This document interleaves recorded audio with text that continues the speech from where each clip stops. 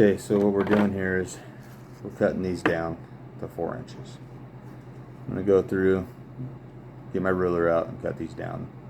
The reason I cut them down is because the spine does actually affect it a little bit, and when we're shooting these longer distances I already have a short arrow, and we'll go into that a little bit later when we get to the arrow portion of this, but this is just the start. So I go back through and I get all my Vaintech wraps that they sent me, and I'll cut them back down to 4 inches because I don't like to shoot the 8-inch ones. So I'll get these cut down, and then once I get that done, we'll start back up on the video here. What I'm doing is measuring them out. As you can see, I got 2 little marks right there. Each one of those, just take my ruler, go back across them. These ones are already done. They have a line down the middle of them. Just gonna lay that other paper down across it because I've already got a perfectly straight line. Run my line on there. It's not an exact science, but it works, and they're within a grain of each other. Each arrow is. Okay, now I have all of them with their lines down them. What I'm going to do is go back through with my pair of scissors and just cut down the line. There's probably some easier way to do this, but this works, and I haven't had any issues with them yet. As you can see in the videos past, shooting these arrows at a long ways, and it doesn't have to be exactly 100% perfect. So there's my 4-inch veins. Go back through and cut each one of those down, and then we'll have everything in preparation. Try to get everything set up so that you can just do it in one shot. Take the time to sit down and make sure that you get everything exactly the same, so that we're all ready to rock and roll. Because if you can sit down and do them all at the same time, your head's kind of in the game with it, and you're going to have a lot more consistency in each one of your arrows. I've done hundreds of these, and I do them for a lot of other people, not necessarily with this wrap. I just shoot for Vaintech, so these are the wraps that I use. And you can use pretty much any other one. There's a lot of other good wraps on the market. These are really good. I haven't had any issues with them, and the only reason I use the wraps is because I refletch my arrows so much. If I have any issues with them, it sure makes it a lot easier pulling them back off there when you're going back out and you're tuning your arrows. So now we've got those all set up. We'll set them off to the side with our bucket of veins from them. You can order these in 1,000 veins at a time in the boxes. Once you find the ones that you like, color combination, etc., everybody's got their preference. These are the arrows that I shoot. This is what they will end up looking like, and I don't change anything on them. These are working very, very well. We've done a lot of extensive testing, a lot of time spent behind shooting different spines, shooting different arrows, and this is pretty much just the arrow that I'm going to continue to shoot for as long as they make them. They're a phenomenal arrow. As we get a little bit further here, I'll get everything set up on the table here and then kind of show you guys how I do it. It's, again, like I said, it's just my preferred way of doing it. Consistency is across the board on them. Make sure that your arrows are all coming out the same. Make sure that your veins are laying on there the same. The glue that I use is Vaintech glue. This stuff is phenomenal. The VT2000. It is probably the best glue that I've ever used. I have not had a vein come off there, and you can take a pair of pliers and try to pull it off, and you ain't get them off there. Again, one of the main reasons that I go and I use these wraps is because I do fletch so much. As a matter of fact, we have this arrow here, and you can see I got some etching down here where it passed through a target, so we'll redo this arrow as well. Pretty much anytime that I have any sort of vein differences, then at that point I'm just going to refletch them, and most of the time it's just on pass-throughs. You know, some of the targets that we shoot at are pretty shot up. Spent a lot of time shooting at them, a lot of other guys shooting at them, so try to keep everything as consistent as possible. I don't want to go through and pull an arrow out of my bag and worry about it. I don't like to have any of my arrows shoot any different. So once we're all done here, we'll go back through a tuning and make sure that all of our arrows go back the same. So I'll shoot this dozen over and over and over again at spots at 20 yards, and then I'll move back out to 60 yards and I'll see the consistency at there. If I'm having a consistent arrow that's hitting to the left, at that point move the nock a little bit, we'll nock tune them, see if I can get it flipped over and which side is going to shoot the best on that. Realistically, most of the time these arrows seems to, I really don't have any of them that shoot any different, and that's part of the prep and going through and actually building these arrows. And like I said, as this video goes on, I'll go back through and kind of give you a little bit more of an idea of how I'm going about building these arrows from start to finish. This is just part of the fletching aspect of it right now and how I'm prepping. And like I said, a 4-inch vein, I haven't seen any difference in spine. It still holds my fletchings and I can cut them off there. It doesn't seem to really change anything. If I took it off there, they weigh roughly about 6 grains, 6.5 grains, somewhere right around there. Pretty consistent on that side of it, and haven't had any issues running a 4-inch on them. Going to the 8-inch, I have noticed a difference. We tested them out when I got these wraps in, put them on there, shot them with 8-inch wraps, and I definitely noticed a spine difference, and especially at yardages, started to take away from that FOC. I shoot just the standard tips that come with this, and they're 40 grains. So that paired up with 100 grains puts me right at about 11.5 to 12% FOC, which seems to be a really, really happy mark shooting long distances. They say 14. Some guys say don't worry about it. Personally, I try to keep all of them right around that 12. It seems to be a really happy number, and we're getting really good consistencies at long ranges. And I'm not having arrows that are dropping in the target like this. They're all hitting in there like that. You know, that's kind of the idea behind it. These veins, the profile on them. There's a few other veins that are similar to them out there. These are a little thinner, but they're really, really stiff. They're a very rigid vein, and the base where they go onto the arrows are also very rigid. People talk about not having them stick or something like that. I'll show you a trick on it. Any vein you use and how I do it, and rather than using a primer pin, it's a lot cheaper way and aspect to go about it. These veins right here are awesome. They're the 2.25 Vaintech Swift HDs. This is a vein that I use pretty much across the board. If I'm indoor shooting, I'm running these veins. I've tried the 3.3 or 3.15s, excuse me, and realistically I'm getting better consistency with these veins. Weight wise, everything, they perform phenomenal in the wind. And I don't know if it's the cutback or just the stiff design or what it is, but whatever Chris and Pepper are doing with their veins, they've got this one down, and it is by far the most consistent vein I've ever shot, hands down. Weight wise, they're all exactly the same. I mean, they say that right on their webpage, they boast the most consistent veins on the market, and there is without a doubt 100% truth behind that. These are phenomenal veins. If you don't shoot them, give them a shot, try them out. You can go on and get them at Lancaster. I think Amazon, I've seen them on there. Give them a shot, just try them out. I'm telling you, once you shoot them, it'll blow your mind. You'll be like, wow, I didn't think that a vein made that much difference, but they really do, and these are dialed in. Okay, so on the aspect of doing these, I start out ahead of time. I've already got all these cut, measured out. I'll show you, explain what I did when I did that. Wanted to get that in the video, but it's kind of loud. Figured I'd just do it this way and get it all knocked out. So these are arrows I'm shooting. Go back through and get them all set out.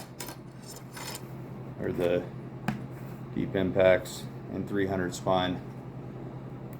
What are they weighing at? 300 spine, 11 grains per inch. Pretty heavy arrows.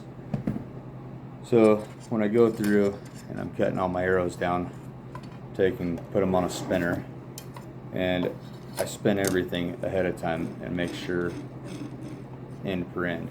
As you can see, nock is on the other end of this one. Generally, about one arrow out of this bunch will be outside of it. These are 001s, and they are very consistent. These arrows all matched. Like I said, I had one arrow out of the bunch that was a little less consistent, and I ended up flopping the knock over and cutting the other end of it off. Acetone, this stuff right here, buy it at Home Depot, Lowe's, whatever, any of those little stores like that. I think Walmart carries it. It's about $9 for a jug like that, and it'll last you. I've had that one for probably 2 years. Been using it for. Take a little bit of acetone, put it on a rag. This stuff will wipe right off there, so your arrow will look nice and clean. If that's something you care about, I don't really care. I'll shoot it like this. The targets will wear it off just from penetration. For the most part, most of my arrows you'll see are going to be looking like that. They all are pretty consistent from across the board, but it's always about one arrow out of a dozen I seem to always have that spins a little bit better on the knock end, and or on the fore end, excuse me, and I'll cut the knock end off of it, the end that the knocks come in it with.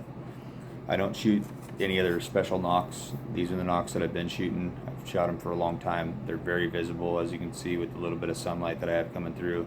They glow, they show up, and they are bright. You can see them. It's almost like having a Luminoc during the daytime. It's kind of cool, actually. They got something right with that.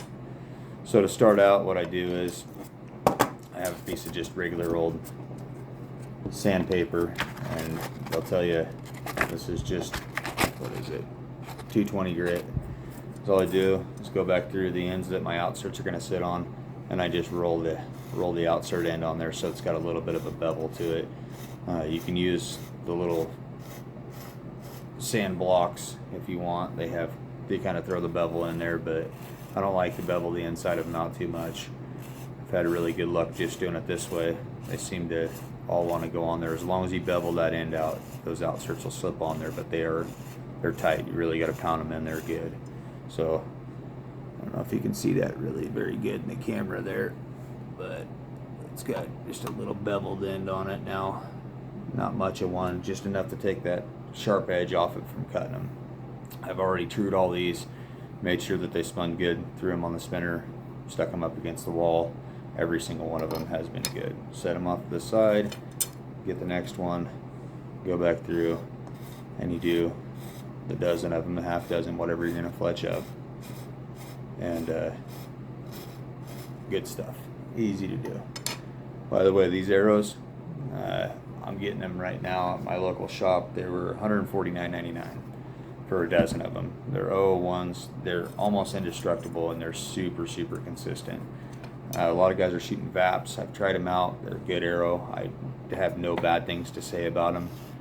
These are just a little bit cheaper, and realistically, they're just indestructible. I think I broke one arrow, and it was from one of those crazy shots where we were shooting through some branches, and I kind of clipped it at an angle, and I broke it right in half. It didn't come into pieces. It broke right in the middle and broke off. The one problem that comes with these arrows is these outserts are not an outsert insert, so you will run into issues spinning them. They're about $20 a dozen to be able to replace them. I buy them by the dozen. I have a very consistent amount of them. If they, again, like I said, if my arrows get out of wobble, I don't want to not trust one that's in my quiver. So as you can see, these things are stiff. They barely fit over that arrow, but you want to make sure that you go back through and test them after you roll that edge off of them, put that little bevel on the end of it, and make sure they slip on and off there, because once they're on there, they are tight and almost immediate dry on it. That one was beveled, and I'll show you the difference. So this one has not been beveled, and it does not go on there. I mean, they are tight, really, really tight. Definitely to a tolerance. These are 2.46 if I remember correctly on diameter, so they're a little bit bigger than the other ones, so it's hard to find an outsert that weighs 40 grains that you can actually put on there. And like I said, that 140 up front with the length of arrows that I'm running, which these arrows are 26.5 from knock to end. I go through and measure my arrows. I'll take a full length arrow, and I'll have a friend of mine stand there and draw the bow back with a full length arrow in it, mark the arrow, see exactly what your length is, and try to cut them back down to where, it's going to be within, I'd give myself about a quarter of an inch most of the time. just so that I have a little bit of room for if I cut wrong or something like that. That way, if I have an inconsistent arrow, I shoot some of them on my closer range ones. If I pull them off there or something happens to the knock end on them, I'll cut them off that 1/4 inch, and it just gives me that buffer so I can still shoot them. These ones are shooting almost exactly to length, like I said, maybe 1/4 of an inch. So I go through and buy them. I don't really care if I lose one or whatever. If I have some issues with an arrow or somebody else shoots it, it happens a lot. There with me and Trevor shooting pretty consistent on knocks off at some point or another from one another, especially if we're shooting a little bit closer. Kind of have a little bit of a game what we play there where we try to shoot each other's arrows. So whoever has to go first, and those shots that you've seen before, that was what we call the pick-me's, and it's basically horse with a bow. Whoever made the best shot, the last one, gets to go choose the next shot. So that means you have to shoot first if you shot the best on the last one. That gives generally somebody else an arrow to shoot at, and most of the time, if you're a little bit closer, that's the way that we're shooting, pretty consistent like that, and hitting, within a 1/4 inch groups. That's what we're trying to shoot for, is, keep them within a 1 inch spot. Basically, at 50 yards and back, you're trying to hit exact pinpoints, and just really spending a lot of time doing it. So we'll go through and do some videos on that later on how we're setting ourselves up, and what we're using for our sights and our rangefinder, etc., trying to get ourselves dialed in with the tapes, and I'll go through in a little more depth on that, but that's for a later video. Okay, now I have all those arrows beveled out. We're going to go back through and we're going to open this other end of the box up on these, because that's where they keep the outserts at.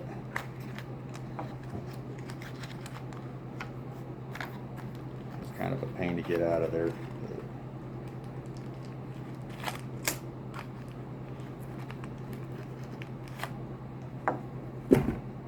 So we'll go back through and get our glue ready. I'm running some of this stuff here. It's just a outsert glue or insert glue. It seems to work really well. Sticks good. The Vantech VT2000 also works really well. I just like this stuff a little bit better. The outsert actual, rather than just a glue that you use for your veins. I don't think it really matters all that much, but I've had a couple of these pull, and some of them must be out of tolerance, but the inside of these actually has these little marks inside their little ridges to help hold on to the arrow. So what I'm going to do next is I'm going to go back through, I'm going to get my acetone out, and if you don't have a bottle of this stuff in your fletching, get a bottle of it. It'll save you so much time. It's wild. And I just use a little mason jar, pour my little bit in there, and I'll go back through, take just a regular paper towel for wiping down the fletchings and stuff, dip it in there. Try not to get it on your table, it will make your wife mad. And I just clean off each one of the ends. So go back through and make sure that they're all good and cleaned up with the acetone. Go back through and do these, and then we'll get to slamming some outserts on. Okay, I'm down to the last couple of them here, cleaning them off, and show you why I said if you're having outsert problems and you say these outserts slip off, this has been the fix for my issues with it, and I'll show you why. You wouldn't think these arrows are that dirty, but sitting in a thing, bounced around during shipping and stuff, a lot of that carbon comes back off there, and as you can see, that's a dozen arrows right there, and that's what I cleaned off them with the acetone. So it really does help. It's exceptionally better, and it helps it with the adhesive too. So whenever you're going back through and you're putting them on there and putting that adhesive on there, it definitely cleans them up a little bit. So got your glue out, get my tip out here, and I just have a little cutting board that I actually busted in half so that I could use it to be able to lay my fletchings on, or my my wraps on when I do it. And that's all you do, just go right around the tip of it. Make sure that you're right on the edge of it. And I've checked all these and made sure that they all fit very, very snugly. That's kind of the important part, because you'll see why in just a second here. These things, as soon as you put them on there, they do not want to come off there.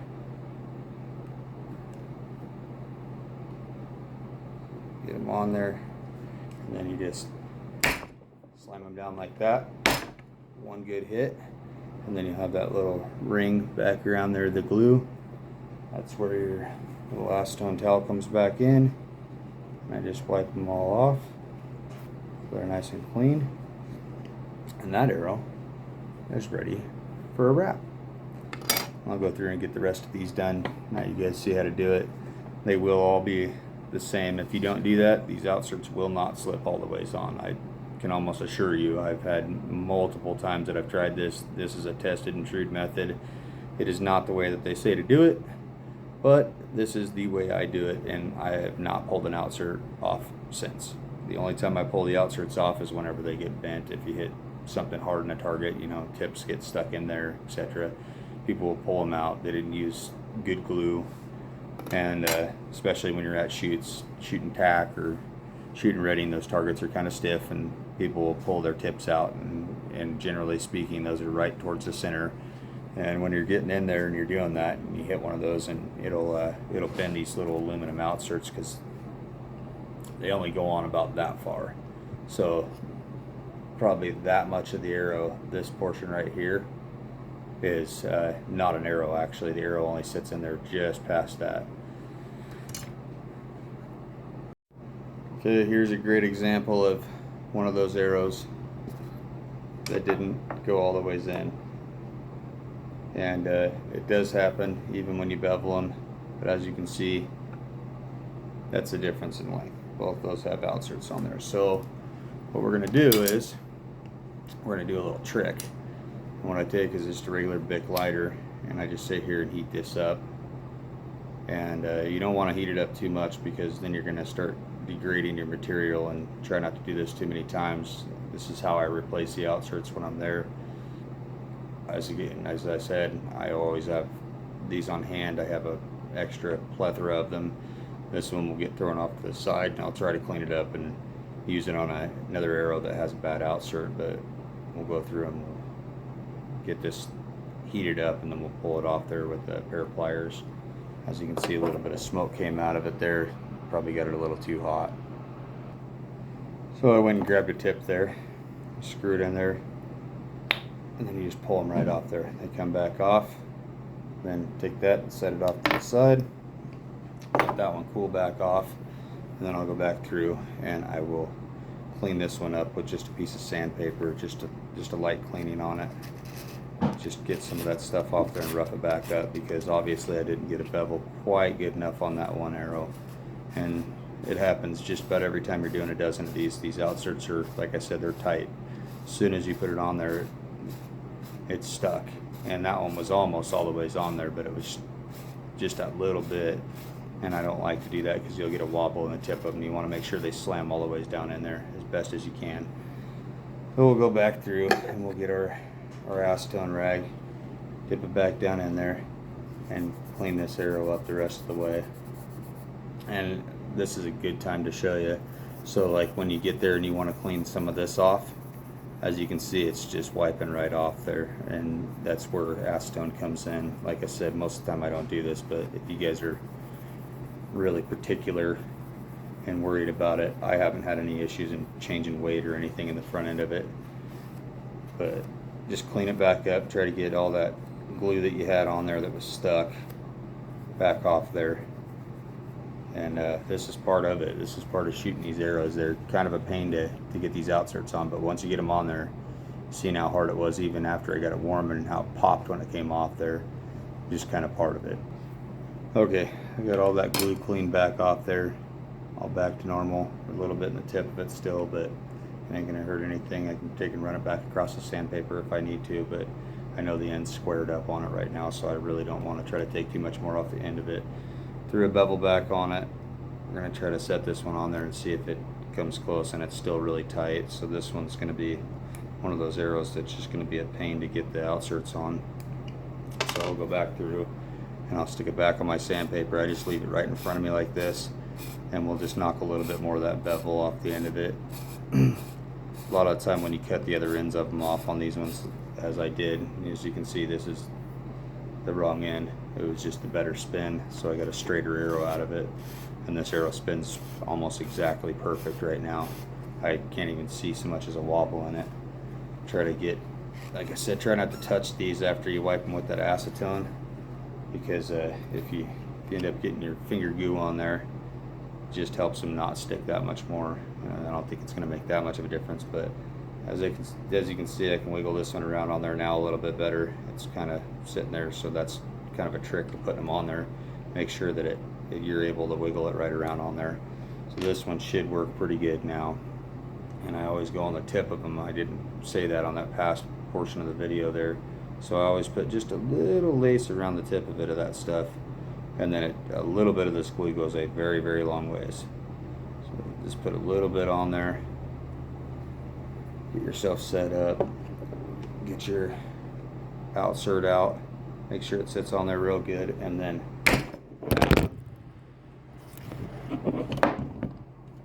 and as you can see, you got to kind of whack them pretty good, but that one stuck good. So that'll be all the ways down. You'll hear them click when they get down to the bottom. It'll stop. So kind of a more perfect idea behind it. So let's take that one and we'll stick it back together. Make 100% sure. And those are exactly the same length. So now we're back to square. People will say set these straight up and down.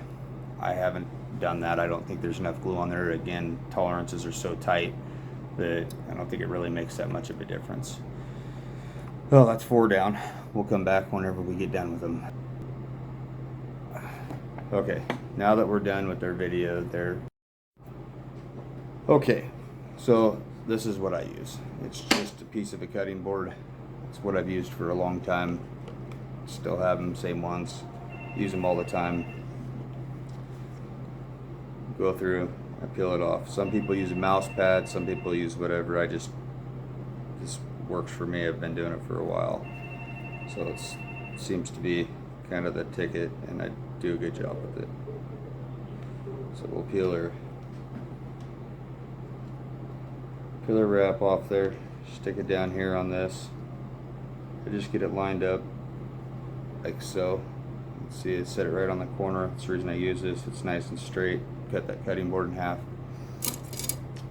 And I take my arrow. I just set it up here as close as I can possibly get. Perfect. And you're never going to be exact on these ones, but just give you a good rough line on it. Stick them on there like that, and then I just wipe my thumb down it like this and go back and forth on it. Make sure you get no bubbles and there's nothing else on it. Some people will acetone the end of their arrows like this, pull the nocks out to do these. I just line them up and stick them on there. It works just fine. As you can see, like I said in those other videos, we're shooting a long ways, and these arrows are, the way I'm doing this is, it works. It works really consistent, very, very good. And just go back and take and peel your next one off.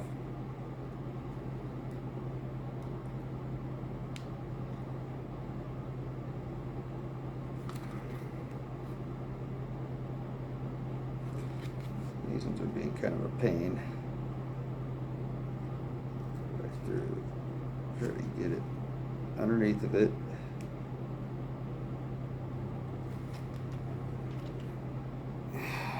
Set it back up here, and we'll go through and we'll do all these. Try not to get anything. Make sure your area is clean. You don't want any dust or debris. It'll make it to where it doesn't lift, or it lifts a little spot on there, and you'll have you put your vein in that spot when it goes back on there, and you tend to have a little bit of lift on it that way. But as you can see, it works perfect. There's no bubbles, there's no nothing, there's no dust underneath of it. Again, like I said, I have a pretty clean work area that I work with here. Try to keep all the dust or anything out of there. Make sure you wipe down your little pad here. I'll get the rest of these done and we'll come back. Okay, now that I've got all my wraps done, finished up, I just use a Bitzenberg. I shoot left helical, kind of one of those things. Again, it's preference. Go back through and always try to make sure your first vein's on the seam. I shoot 4 veins. This jig is already all set up. So I'll go back through and get my vein out. Stick it back in here on my mark.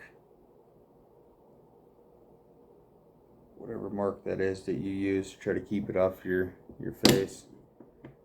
And then I just sit here and spin it around until I find that seam where I'm going to sit on that. So now I'm sitting right on top of that seam, which means that arrow is going to be exactly the same. Oh, hold on a minute here. Let me get my food. Ow, actually, we'll get it out in a minute. So I take this, again, Q-tip, a little bit of acetone, dip it in there. Doesn't take much, just a little bit, and just clean that edge up on that thing. This will make those veins stick like no other, and it's way cheaper and easier than an acetone pen, which is pretty much all a primer pen is just acetone. Take your glue, a little bit goes a long ways. I haven't opened this one for a while, so back through. Again, like I said, just a little tiny bit. It doesn't take much of it. The more that you get on there, the more that you're going to end up wiping off. Make sure you get, for some reason, there we go. Go back through and we'll get that little bit on there. And a little trick I've learned over time is take the edge of the bottle and just wipe it back and forth on there. Try to get it all spread out even across that whole vein. So the lips of the veins where you put that adhesive back goes back down on there. Set it on there. And I like to try to put the bottom end of it first, closest to the knock, and then just kind of roll it on there and then hold it for a few seconds and then let her sit for a minute. And make sure you have a little bit of excess popping out on the ends there. You should see a little bit of glue squirt out the back end and the front end of that, right along that ridge where you put the glue. Like I said, with that acetone, it don't take very long. That vein's stuck on there right now. Take the next one, stick the next one on there. Try to line it up, keep them as consistent as possible. Make sure that the front and back of that vein's lined up. Like I said, these veins are consistent. They're all exactly the same length. They weigh the same. They're by far the most consistent veins that I've seen yet. And this little trick right here with the acetone, wiping it on there, dries out in about half a second. Go back through, lay your glue back down on it real lightly, run it back up and down. Make sure you get that glue spread nice and even across there. Colored veins, it's always a little bit easier to see. Take it back up here, throw it on there again. Like I said, I try to roll from the knock forward, kind of roll the vein on there. Just seems to give it a little better adhesive. Hold pressure on it for a second, a little extra pressure. Let it sit. And that vein is good and stuck. Go to the next one. This fletching jig I have set up at about right around a 1 degree with these arrows. It's kind of just my happy medium where I have found that they don't parachute at long ranges. Seem to fly a little bit better in the wind this way. I've tried 2, I've tried 3, and I even went to an Arizona Fletcher that had a 4 degree helical, which was pretty extreme, and I've seen a lot of parachuting coming out of that, even with these little veins. It's not quite as aggressive on these little veins as it is on some of the other manufacturers out there, but either which way, like I said, at 1 degree, and I run a helical rather than an offset. It's just a personal preference. Either one of them work. I just get better speeds, more consistent out of this. I'm actually shooting a little bit faster with a 4 fletch than I was a 3. I've tried pretty much every single option you can come up with to build this setup. And I've had a lot of other guys that I know that are shooting this setup now. I've done a lot of vanes for, or a lot of arrows for them, and everybody says the same thing. This is kind of the arrow to go with. It just works phenomenal. If you're a little bit lighter on the poundage, obviously you're going to go down on spine, but you're still going to keep that weight. You know, I try to keep mine right around that 480, somewhere right around there, that mark. My bow's a little bit faster, and that helps out a lot on the long distances. And then I run pretty much right up to my cheek, same point. I didn't move my peep up on the string. I got it just about where it's just real comfortable, where my arm drops out consistently every time. Long distance shots, that's kind of what you're doing. You're just trying to be as repetition consistent as possible. Try to set yourself up to where you're exactly the same every single time. Pretty much any other sport you do, if you've ever golfed, you know your swing being the same every single time. Bowling, any of those sports like that, you just want to do the same thing, repeat it over and over again. Same thing in archery. So really easy to try to replicate, and just be very, very anal about how consistent you can possibly be. I've done this a lot of times. It might take you a little bit longer. Overall, it generally takes me about an hour and a half, hour and 40 minutes to go from start to finish on these, and I'm cutting them down, spinning them, making sure I'm cutting off the more wobbly end, because you will have all arrows. It doesn't matter which one you get. None of them are going to be perfectly consistent. And I'm not sponsored by these arrows by any means. I just really, really like them. If you do want another shooter for you, they're Black Eagle. I'm here for you. Love your arrows. Do good things. And that one is done. And I'll hit pause and go get my rag there. Okay, so that arrow's all fletched up. I got my paper towel now, and all I do is just fold my paper towel and I wipe it right down the crease. Just try to wipe any of that excess glue. It dries clear, but I just try to get it off there. It just doesn't do anything for you at all. And that arrow is finished. Now I have a new one that will be sent out there, and as you can see, like I said, it's not much of a helical. It's pretty light. They don't parachute, but just enough to help it out, and it seems to do really well in the wind with these ones. So arrow's finished up and ready to shoot, and you could go out and shoot it right now if you want to. Wipe that glue off there, and these vanes are stuck already. Like, as you can see, I can pull on them. I mean, the acetone works phenomenal. So if anybody's saying they're having vanes lift, it's an issue in whoever's fletching them. I hope this video kind of helps some people out in the direction. As I get these arrows finished up and we go back out, I'll do another video on nock tuning them, making sure that they're hitting the same, what I'm doing, and how I consistently shoot these ones over and over again. Because at long ranges, you don't want even an inch difference. You want to try to stack them in there and make sure they're all shooting exactly the same.